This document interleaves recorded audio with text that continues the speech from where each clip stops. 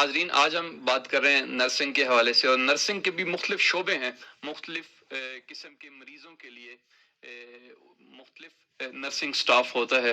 Heart کے patient کے لیے مختلف ہے، میڈیکل جو ایشوز ہوتے ہیں جنرل اس کے لیے علیحدہ سے، اسی طرح فزیو تھراپی کے حوالے سے مختلف ہے. اس حوالے سے بات کرنے کے لیے آج ہمارے ساتھ لائن پہ موجود ہیں فزیو تھراپسٹ ڈاکٹر سید علی حسین. آئیے ان سے بات کرتے ہیں. السلام علیکم. وعلیکم السلام. ڈاکٹر صاحب، آپ کو پروگرام نسیم زندگی میں خوش آمدید کہتے ہیں، اور آپ کا شکریہ ادا کرتے ہیں کہ آپ نے اپنے قیمتی اوقات میں سے ہمارے پروگرام کے لیے وقت نکالا. سب سے پہلے میں یہ پوچھنا چاہوں گا کہ آج ہم نرسنگ کے حوالے سے بات کریں کہ ایک جو مریض ہوتا ہے، خصوصاً آپ کا شعبہ چونکہ فزیو تھراپی ہے، اس حوالے سے میں پوچھنا چاہوں گا کہ مریض کو ہینڈل کرنے کے حوالے سے کن چیزوں کو آپ مد نظر رکھتے ہیں؟ جی، سب سے پہلے تو بہت شکریہ حسن صاحب، آپ نے مجھے موقع دیا، اور میرے خیال سے میری جو رائے ہے وہ بہت سے لوگوں کو ہیلپ کر سکتی ہے اگر وہ پیشنٹ کیئر کے ساتھ ایسوسیٹڈ ہے. تو ہم اس کے لیے جو لفظ استعمال کریں گے اسے پیشنٹ کیئر کہیں گے، یعنی کہ مریض کی دیکھ بھال ہم نے کیسے کرنی ہے. تو ایک بنیادی جو فلسفہ ہے جس کو ہمیں سب سمجھنے کی ضرورت ہے وہ یہ ہے کہ ہیلتھ کے 4 ڈومینز ہیں، یعنی کہ ہم نے ہیلتھ کو 4 حصوں میں تقسیم کر دیا ہے کسی بھی انسان کی. تو یہ جو 4 حصے ہیں ان کو اگر ہم سمجھ لیں گے تو پھر آگے ہمیں کیئر کرنے میں بہت آسانی ہو جاتی ہے. تو اس کے جو ڈومینز ہیں وہ ایک فزیکل ڈومین ہے، ایک اسی طریقے سے ایموشنل ڈومین ہے، ایک اسپرچل ہے، اور ایک مینٹل ڈومین ہے. اچھا، فزیکل ڈومین جو ہے اس پہ عام طور پہ سب سے زیادہ توجہ دی جاتی ہے کہ انسان کا باڈی ٹیمپریچر ٹھیک رہے، دل کی دھڑکن ٹھیک رہے، اسی طریقے سے اس کا ریسپریٹری ریٹ ٹھیک رہے، یا اس کی موومنٹس وغیرہ ٹھیک رہے. لیکن جو باقی 3 کمپوننٹ ہیں جس میں ایموشنل کمپوننٹ ہے، مینٹل ہے اور اسپرچل کمپوننٹ ہے، یہ 3 ڈومینز جو ہیں ان کو عام طور پہ نیگلیکٹ کر دیا جاتا ہے، اور اس کی وجہ یہ ہوتی ہے عام طور پہ کہ لوگوں کو اس کے بارے میں آگاہی نہیں ہوتی.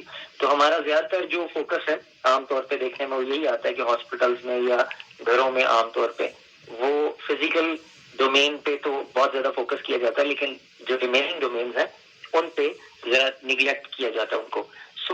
سب سے پہلے تو میں بات کرتا ہوں فزیکل ڈومین، جو کہ سب سے زیادہ پرائرٹی اسی کو دی جاتی ہے، اور اس کے پیچھے بھی ریزن ہے کہ فزیکل ڈومین میں ہم عام طور پہ پیشنٹ کی فزیکل فنکشننگ کے حوالے سے یا اس کی جو باقی پیرامیٹرز ہیں ان کو ہم مینیج کرنے کے لیے ساری کوششیں کرتے ہیں، جس میں اس کے دوائی کے اوقات ہیں کہ ہم نے اس کی دوائی ٹائم پہ دینی ہے. اگر ہم نے اس کو بینگ فزیکل تھراپسٹ ایکسرسائز کرانی ہے تو وہ ایکسرسائز کرانی ہے، یا پیشنٹ نے خود ایکٹیولی کرنی ہے. تو ہمارے پاس کئی طرح کے پیشنٹس ہو سکتے ہیں، وہ پیشنٹس جو ایکٹیولی موو کر سکتے ہیں اور وہ پیشنٹس جو ایکٹیولی موو نہیں کر سکتے.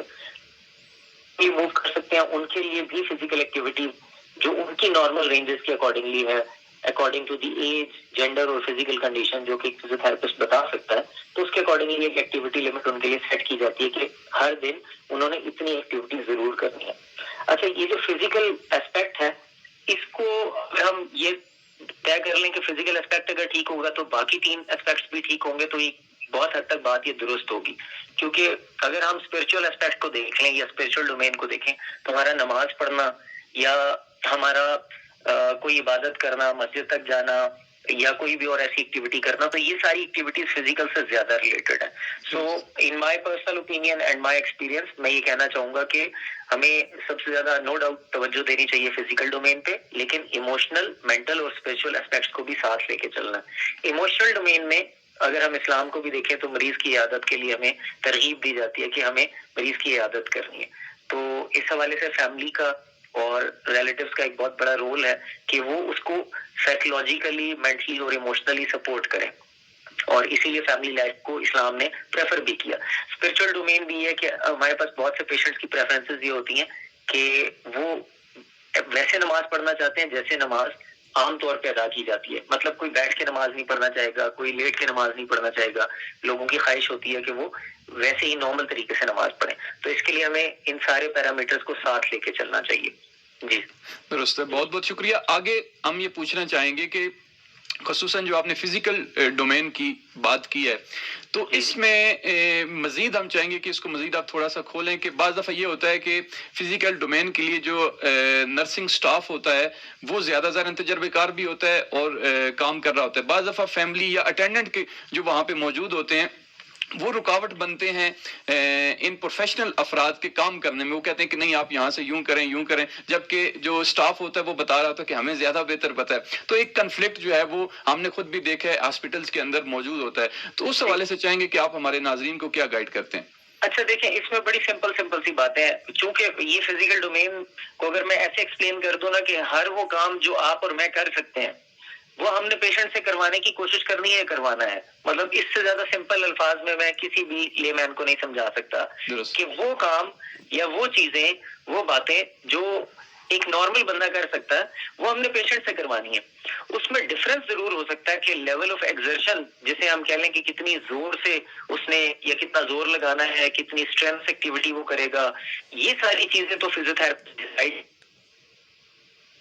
بیڈ, اس کو ہماری لینگویج میں میڈیکل میں up and about the bed کے لیے استعمال کیا جاتا ہے کہ یہ ہم نے ہمیشہ پیشنٹ کو up and about the bed رکھنا ہے. یعنی کہ جب تک ممکن ہو پیشنٹ کو ایکٹیو رکھیں. ہمارے یہاں کنسیپٹ یہ ہے کہ اگر کسی کو بخار بھی ہو جاتا ہے تو عام طور پہ مشورہ دیا جاتا ہے کہ آپ ریسٹ کریں. مطلب آپ لیٹیں گے, تھوڑا سا ریسٹ کریں گے تو آپ کی طبیعت بہتر ہوگی. اس کے برعکس جو ہے وہ ریسرچز یا ایویڈنس یہ کہتا ہے کہ آپ نے پیشنٹ کو up and about the bed رکھنا ہے اور موبائل رکھنا ہے.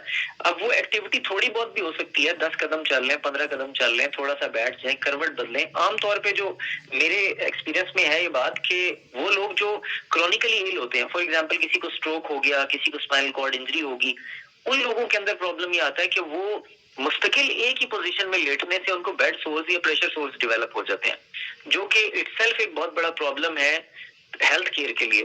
اور وہ پیشنٹ کے اوپر بھی, اس کی ڈیزیز کے اوپر ایک اور سے برڈن ایڈ ہو جاتا ہے اور اس کی ریکوری کو ڈیلے کرتا ہے, اس کے فنکشنز کو ڈسٹرب کرتا ہے, ایون اس کی لائف کو تھریٹ کر سکتا ہے.